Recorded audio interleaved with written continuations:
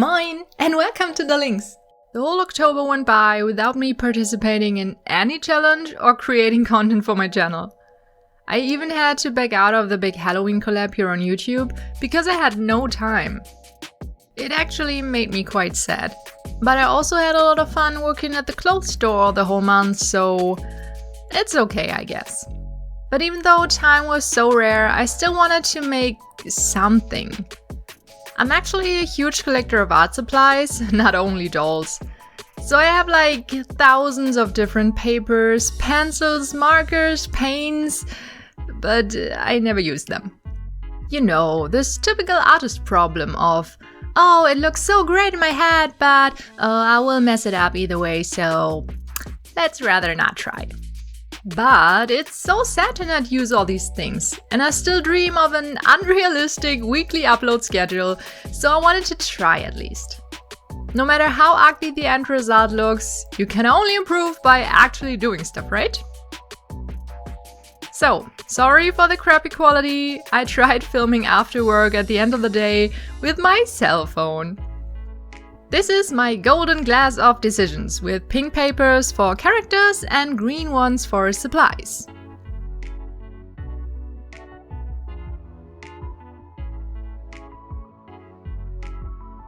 Our first candidate is Cordelia, and we will draw a picture with ink. Oh boy, it's a little creepy how well that fits to Inktober. I do have a small collection of different inks, and I used them like maybe 3 times in my life so far. So I have absolutely no idea how this will end. I will draw in my Render sketchbook.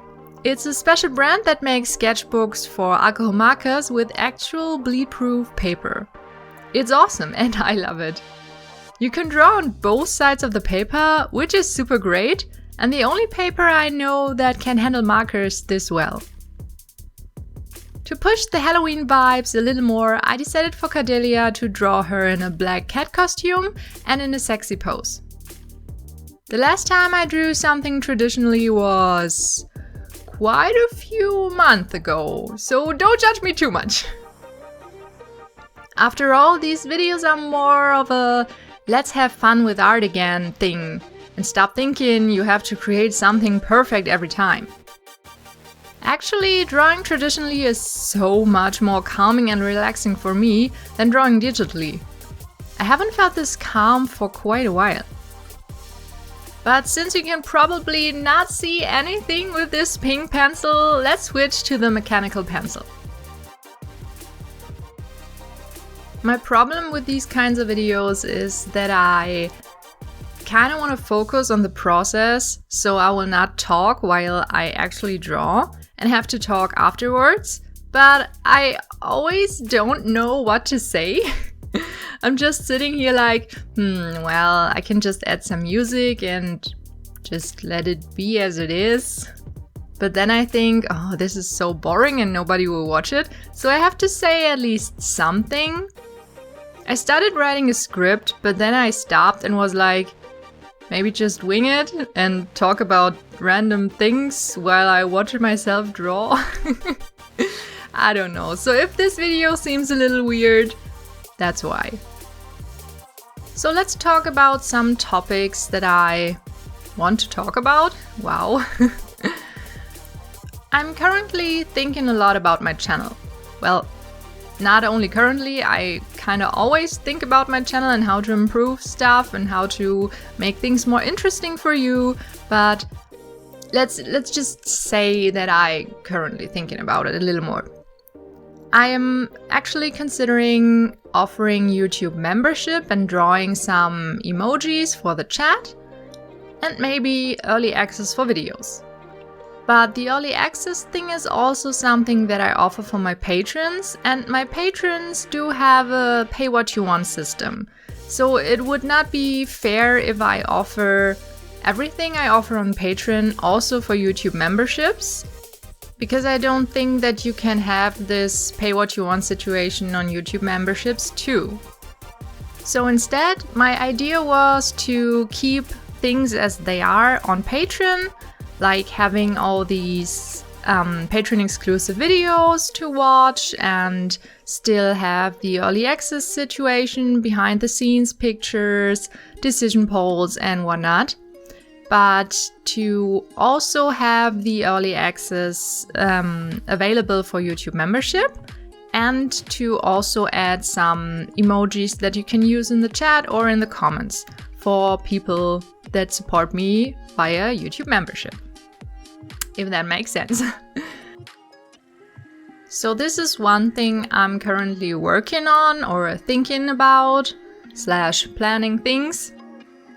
And another thing I want to put my focus on is my merch shop. Some of you know that I have merchandise available at Teespring, so I have a Teespring shop, but I think it's not really known since I never actually advertise it.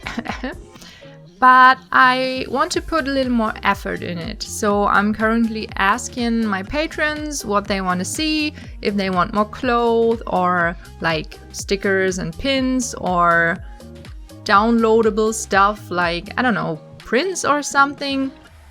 So we can work on that and so that I can see what you guys are actually interested in. So if you want to be part of that decision, you know what to do.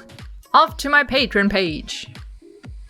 So yeah, I think you can expect new merch for like January. So next year everything will start new. I also would really like to make miniature versions of my merch for my adults to like support it and to promote it. That would be really adorable, but I still have to see if I can do it. Some of you might know that I have a new sewing machine, which is absolutely great. It can do so much, and it's really a game changer, I swear. My old sewing machine was so bad and so old. It could only do the basic stitches and the little, I don't know what it is called, but the thing you step on to make the machine work, this pedal thing. No, I don't know what it's called. But this was so old and probably a little damaged that it would not work at all.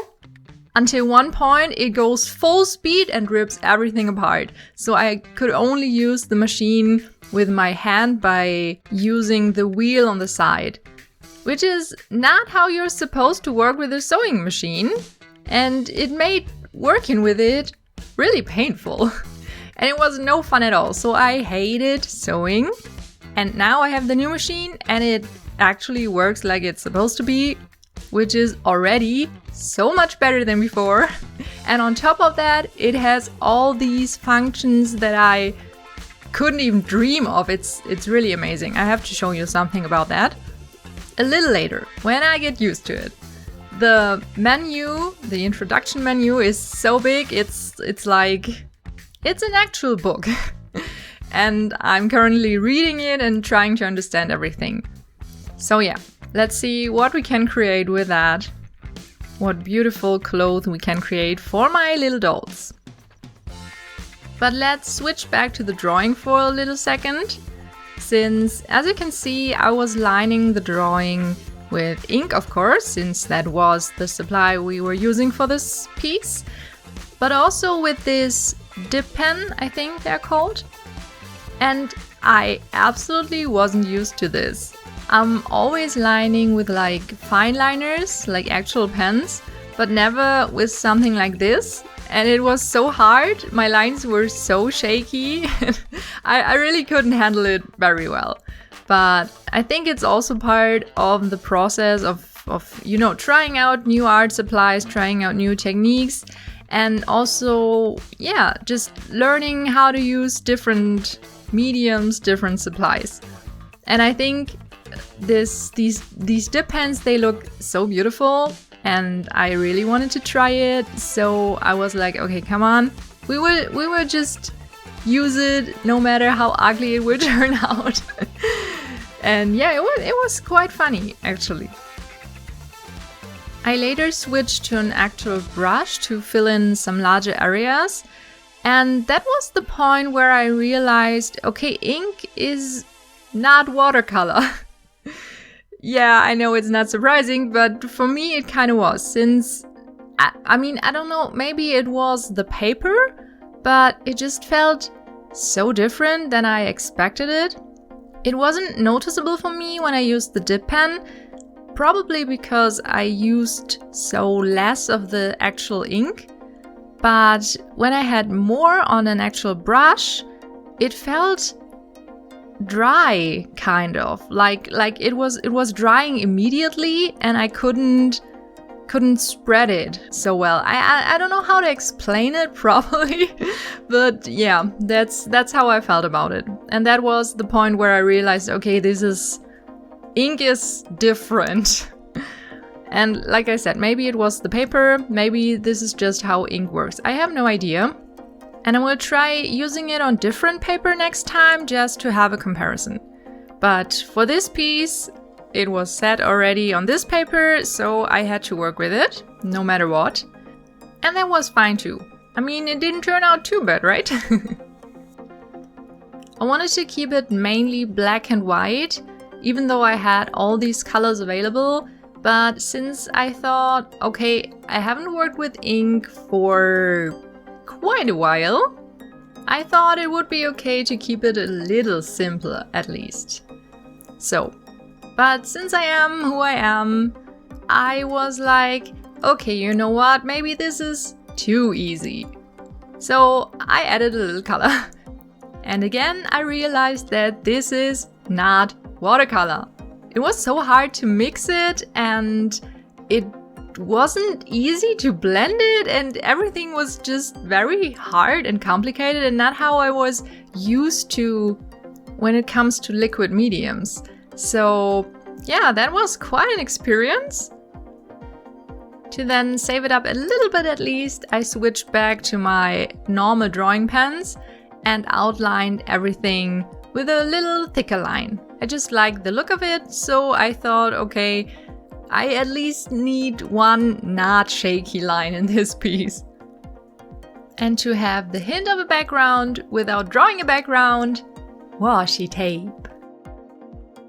And with that, our first and only Inktober piece is done. Even though it was quite a challenge, it also was a lot of fun, and I'm really looking forward to this format. So let me know in the comments what do you think about this and if you want to see more of it. Also, a coworker of mine recently called me a rainbow human, because I'm always so happy and cheerful. So what do you guys think about a new catchphrase like chase your rainbow? Indicating you should do more of what makes you happy and take care of your own happiness. Thank you so much for all your amazing support, my little Linkses. I'm always happy to be able to share my work with this awesome community we created here. So, don't forget to chase your rainbow! Tschüss!